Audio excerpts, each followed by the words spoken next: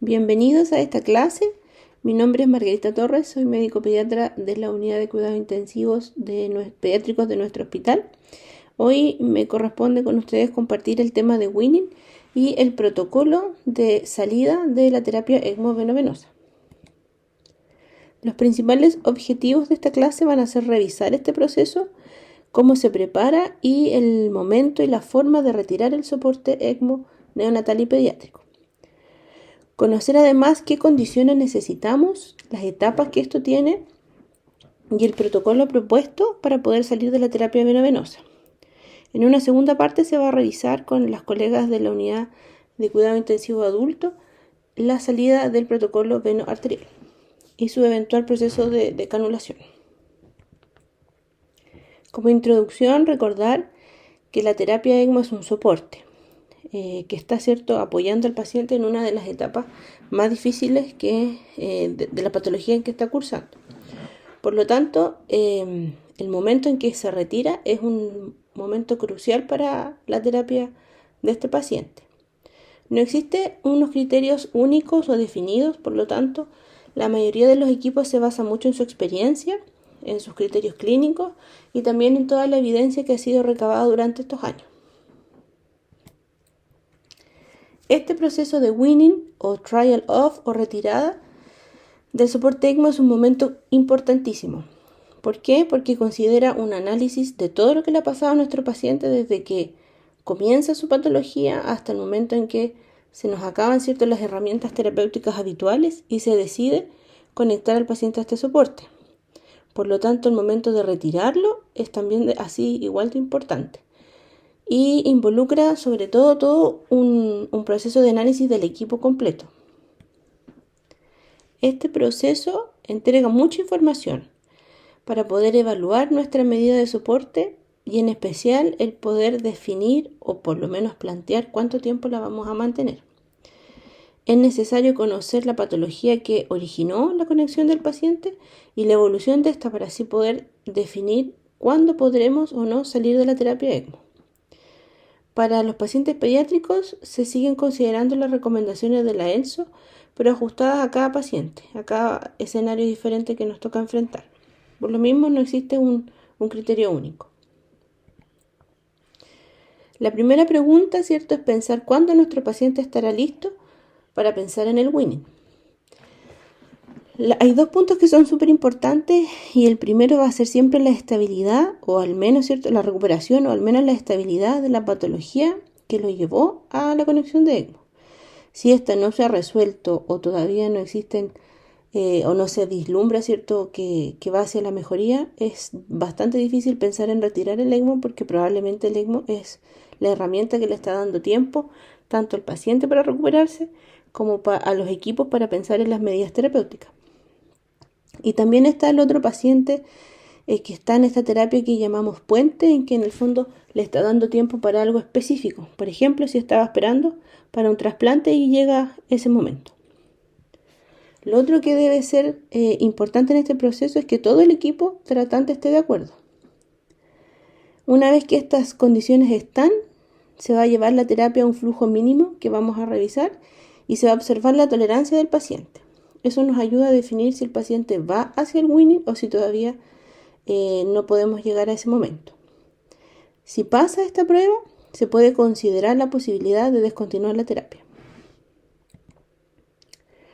¿Cuándo entonces considerar el weaning? Otras cosas importantes de las patologías que más vamos a ver o las que más necesitan la conexión a ECMO están las patologías respiratorias y las cardíacas. Por lo tanto, por ejemplo, en un paciente que se conectó por insuficiencia respiratoria por una neumonía refractaria a tratamiento, debemos tener, por ejemplo, mejoría de los gases, mejoría en la compliance pulmonar, mejoría en la radiografía de tórax y en otros parámetros, por ejemplo, la hipertensión pulmonar. En la patología cardíaca debe mejorar la función miocárdica, debe haber una estabilidad hemodinámica, debe haber una recuperación del ritmo cardíaco y mejorar tanto en la evaluación clínica como, por ejemplo, en una ecocardiografía, la función miocárdica. Existen siempre unas salidas de emergencia, que son las no programadas, las que tenemos que hacer de manera urgente, que son complicaciones en el ECMO, que son principalmente la hemorragia masiva y la hemorragia cerebral. El flujo mínimo o idle flow, como lo pueden encontrar, es el proceso que consiste en reducir el flujo de bomba hasta llegar a un flujo mínimo. En este flujo mínimo, el aporte del circuito sería prácticamente insignificante para el paciente, y él sería en el fondo el que está, junto con las otras medidas convencionales, manteniendo su propio soporte, mantiene su oxigenación y ventilación, siendo el aporte del ECMO mínimo para ese momento. Este flujo va a variar según el diseño del circuito, sus componentes, la cantidad de anticoagulación que se esté usando y sobre todo el oxigenador que se usa en cada centro ECMO. Aquí están no los vamos a detallar, pero ahí están los flujos aceptados dependiendo de cada tubuladura. También se habla de un flujo mínimo que son de 30 a 50 ml km, que es más o menos lo mínimo esperado, que corresponde a un 10 a un 20% del bypass. Preparar el winning es fundamental, ya que nos permite adelantarnos a cualquier situación que pudiera aparecer durante el proceso y asegurar otras para que tampoco vayan apareciendo durante las pruebas. Por lo tanto, se debe definir una estrategia clara de winning, las metas según cada paciente, ver el equipo y el equipamiento necesario para este proceso. Programar la prueba, eso significa también contar con todo el equipo en el momento necesario, y evitar algunas cosas como la coagulación del circuito, programar una estrategia ventilatoria adecuada, asegurar, por ejemplo, que nuestro paciente tenga balances hídricos neutros o negativos, evaluar la necesidad o no de drogas vasoactivas, tener accesos vasculares seguros para que durante el proceso no estemos necesitando, por ejemplo, un acceso de manera urgente. Existen varios protocolos propuestos, existen varias técnicas también. Lo que sí está claro es que es necesario, por lo menos en la terapia venovenosa, que exista ya una función pulmonar un poco más recuperada. Pero vamos a revisar y nos vamos a guiar según el protocolo propuesto por el equipo ECMO de la Pontificia Universidad Católica. Preparar el winning también significa asegurar una monitorización completa de todos los signos vitales, de la saturación pre y postductal. Ahí tiene que haber un monitoreo cerebral y pulmonar.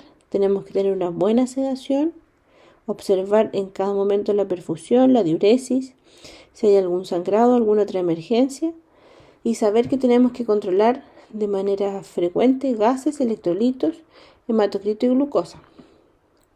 Pueden aparecer en esta preparación también algunos signos de mala tolerancia.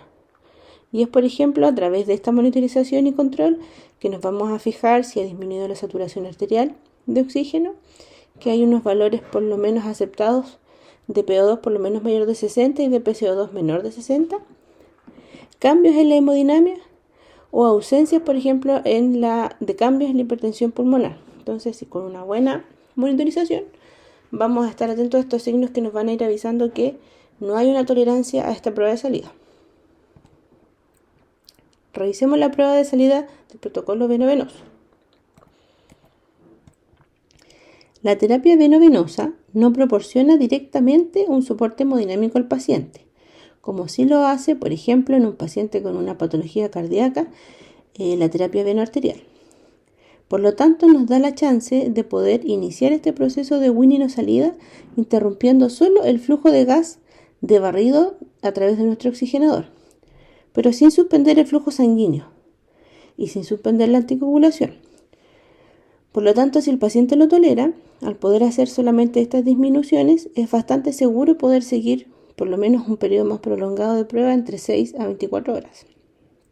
Pero sí requiere, como les mencionaba previamente, que el paciente ya tenga al menos una estabilidad o una recuperación de su función pulmonar propia. La mayoría de las patologías, o por lo menos la gran mayoría de las causas para conectar a un paciente a la terapia venovenosa, comprometen la función pulmonar. Por lo tanto, es importante que el paciente esté en condiciones óptimas, porque al retirando el soporte, vamos a exigirle a él que cumpla esta función, la función de intercambio pulmonar. Algunos escritores, la misma ELSO, ¿cierto?, habla de que tiene que haber por lo menos, o que sería ideal, que el 50 al 80% del intercambio de gases esté dado por los propios pulmones del paciente. Si esto se logra, se puede considerar que podemos interrumpir la terapia ECMO. Acá tenemos un gráfico que muestra la evolución esperada del paciente a través de todo el soporte ECMO, desde la preconexión hasta ya retirada la terapia de soporte. Como vemos, desde el día 1 hasta el día 8 aproximado que estuvo conectado este paciente, van mejorando en los parámetros que están evaluados acá. Logra mejorar o cambiar la estrategia, ¿cierto?, de ventilación de una controlada a una asistida. Y, por ejemplo, en la función pulmonar que estábamos conversando previamente, desde una función pulmonar natural que disminuye bastante en el periodo agudo, que se soporta principalmente por la terapia ECMO, una vez que ya el paciente comienza a mejorar, la función de él es la que se hace cargo, ¿cierto?, del intercambio gaseoso, que es lo ideal, ¿cierto?, esperado llegar que ya una vez suspendida la terapia, podamos también empezar a disminuir la ayuda ventilatoria. Revisemos entonces la prueba de salida del protocolo veno-venoso. Antes de iniciar esta prueba existen algunas condiciones que deben estar sí o sí. Lo que habíamos conversado previamente, todo el proceso previo a la prueba de salida que involucra el análisis, la conversación del equipo y sobre todo la definición de las metas específicas para cada paciente. La comunicación con los padres siempre debe ser fundamental y fluida. Ellos deben estar al tanto de lo que vamos a hacer, lo que significa y los resultados probables, ¿cierto? Y qué significa cada resultado si la prueba es negativa o positiva. Tenemos que tener establecidos nuestros parámetros protectores de ventilación. Si nuestro paciente ya no está siendo ventilado de manera protectora, al menos debe existir, ¿cierto?, un plano, una estrategia de que esto es lo que se va a alcanzar durante la prueba de salida, ya que no podemos someter a un paciente aún muy agudo a una prueba de salida. Y la coordinación con todo el equipo y los subespecialistas y especialistas involucrados para poder estar atentos ante cualquier eventualidad que suceda en la prueba. Si todo esto está, partimos entonces con la disminución del flujo de bomba. Cada vez que vayamos avanzando en la prueba, nos tenemos que hacer estas dos preguntas. ¿Nuestro paciente sigue estable con toda la monitorización que conversamos previamente y con el control muy frecuente de gases venosos y arteriales? Si esto es así, si el paciente está estable y mantenemos una saturación de oxígeno adecuada, comenzamos a disminuir el flujo hasta llegar a lo que habíamos conversado, que es entre 30 a 50 ml km o 200 cc minutos. Poder lograr este idle flow si el paciente lo tolera. Si el paciente sigue estable y sigue nuestro control de gases adecuado, seguimos avanzando. Una vez que alcanzamos este flujo, desconectamos entonces el flujo de gas de barrido del oxigenador. Nuevamente nos hacemos las preguntas, controlamos nuestros gases, ajustamos nuestros parámetros ventilatorios, ya que deberíamos esperar que la función pulmonar del paciente esté sosteniendo su propia ventilación. Y si el paciente está estable, nos mantenemos idealmente, ojalá 2 horas, mínimo 2 horas durante la prueba para poder saber si el paciente lo tolera o no. Ahí están los valores que habíamos conversado de que se deben por lo menos mantener o esperar durante la prueba, tanto ventilatorios como de gases. Si esto se mantiene por más de 2 horas, con todas las metas que nosotros definimos de manera constante, podemos comenzar a evaluar la decanulación y comenzar a pensar, ¿cierto?, en suspender la terapia.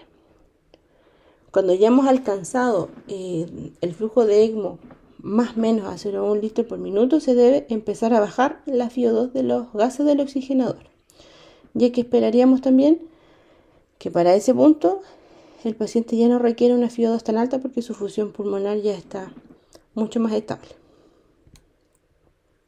Por lo tanto, acá hay otro ejemplo, otro gráfico de una prueba de salida exitosa. Si ustedes se fijan, hay algunos parámetros solo de monitorización que nos van a ir hablando si la prueba fue exitosa o no. Si el paciente logra mantener una frecuencia cardíaca estable y adecuada para la edad, Lo mismo pasa con la presión arterial, o si durante nuestro control de exámenes no hubo una caída significativa de la saturación arterial de oxígeno y se mantuvo una saturación venosa normal. Y lo que habíamos conversado de los parámetros ventilatorios, si el paciente logró mantenerse con parámetros amigables o no fue necesario retroceder, ¿cierto?, en ellos porque se desestabilizó de la parte ventilatoria. Si hacemos nuestra prueba y no logramos terminarla o se considera por parte del equipo que no fue exitosa, se puede plantear repetirla en un tiempo más y principalmente lo que se debe revisar es por qué falló. Y ahí hay varias opciones para optimizar la próxima prueba de salida o de Winning. Se puede usar óxido nítrico inhalado, se puede probar el prono, se puede reclutar al paciente antes, se pueden agregar drogas vasoactivas o medicamentos como la hormona tiroidea, incluso se puede plantear el surfactante. Y si está el recurso, hacer una fibrobronco flexible en el momento igual para ver qué puede estar sucediendo o qué se puede optimizar de la parte pulmonar. Existen criterios que nos pueden orientar hacia es que vamos en el camino correcto de la salida y si estos se mantienen, apoyan también cierto de que la prueba ha sido exitosa. Principalmente los parámetros protectores de ventilación que habíamos conversado deben mantenerse durante la prueba de salida y durante la evolución post. La idea, ¿cierto?, es que el paciente muestre de manera práctica también que ha recuperado su función pulmonar. Y acá está el resultado de exámenes, tanto de gases como de pH esperado, para poder también pensar en que el paciente va a ser capaz de sostenerse sin la terapia. Y no deben aparecer signos de hipertensión pulmonar o de falla cardíaca durante este proceso porque eso sería indicativo de que tampoco es el momento para retirar la terapia. Sí hay un punto importante y que también es una información que se obtiene a través de todo este proceso, es poder reconocer a los pacientes que no vamos a poder retirar de la terapia de manera programada. Reconocer este momento también es importante y difícil para los equipos, ya que involucra la decisión de descontinuar el soporte. Ya que, como lo hemos conversado, la terapia ECMO le da tiempo al paciente y a los equipos para poder recuperar y mejorar la patología que los puso primeramente en el ECMO. Por lo tanto, si hay un daño grave del sistema nervioso central o un daño pulmonar o cardíaco que es irrecuperable, no podemos mantener o pretender mantener al paciente en la terapia de manera indefinida. Lo mismo si ya se ha podido definir que no hay una esperanza de sobrevida o no hay un plan o no se vislumbra una salida curativa para lo que le está pasando a nuestro paciente, o si existe una imposibilidad técnica o práctica de algo que esté esperando, por ejemplo, un trasplante.